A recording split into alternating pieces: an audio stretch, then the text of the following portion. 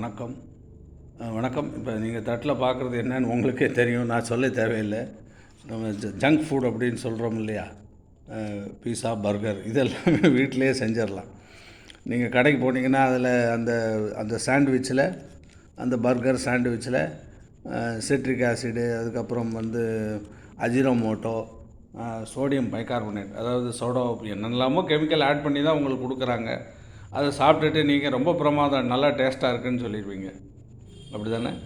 ஆனால் இங்கே இது வீட்டிலையே நான் தயார் பண்ணிட்டேன். ஒரு செலவு வெரி ரொம்ப குறைஞ்ச செலவில் தயார் பண்ணிட்டேன். இது எப்படின்னா, இப்போ நீங்கள் பார்க்குற ப்ரெட் மைதா மாவில் பண்ணதில்லை, ஆட்டா இல்லை, இது வீட் கோதுமை மாவில் இது பண்ணது. அது கடையில் நான் ஒரு பேக்கரியில் சொல்லி, அவங்க ஒரு நாளைக்கு 3 லோஃப் தான் ரெடி பண்ணுறாங்க ப்ரெட்டு, அதுவும் வீட்டு ப்ரெட்டு.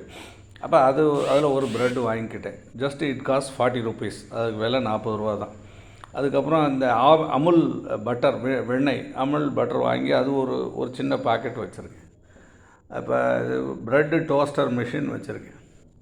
அப்புறம் என்னென்னா, கடைக்கு போய் எங்கள் ஊரில் மார்க்கெட்டில் காய்கறி எல்லாம் ரொம்ப சீப்பு. இதில் கேபேஜ், முட்டைக்கோஸு, தக்காளி இதெல்லாம் வாங்கிட்டேன். அப்புறம் கொத்தமல்லி, கொரியாண்டர் லீவ்ஸ் அதையும் வாங்கிட்டேன். இப்போ என்னென்னா, இந்த ப்ரெட்டை 2 ஸ்லைஸ் ஒரே நேரத்தில் அந்த ப்ரெட்டு டோஸ்டரில் போட்டு எடுக்க வேண்டியது. அந்த ஒவ்வொரு ப்ரெட்லேயும் அந்த பட்டர், அது வெண்ணெயை கொஞ்சம் தடவ வேண்டியது. இந்த வெஜிடபிள்ஸை ஸ்லைஸ் பண்ணிக்க வேண்டியதான். ஒரு கட்டரில் வச்சு ஸ்லைஸ் பண்ணிக்கோங்க.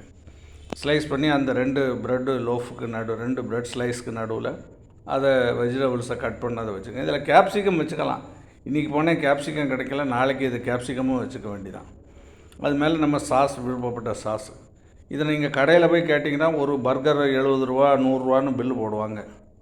Even not less than 50 or 60 ஒரு பில். நீங்கள் ஒரே 100 ருபீஸ் செலவு பண்ணிங்கன்னா இது வீட்டில் எல்லாருக்குமே இதை ரெடி பண்ணி கொடுத்துர்லாம். 100 ருபீஸ் தான் செலவு. ஆனால் நீங்கள் வீட்டில் எல்லாருக்கும் இந்த பர்கரை ரெடி பண்ணி, பர்கர், பீஸா என்ன வேணாலும் பேர் வச்சுக்கோங்க, எல்லாமே ஒன்று தான். பட் இதில் கெமிக்கல்ஸ் நான் போடலை. ஒன்லி அந்த வீட்டு ப்ரெட்டு, அதில் வெஜிடபிள்ஸ், இந்த சாஸ் மட்டும்தான்.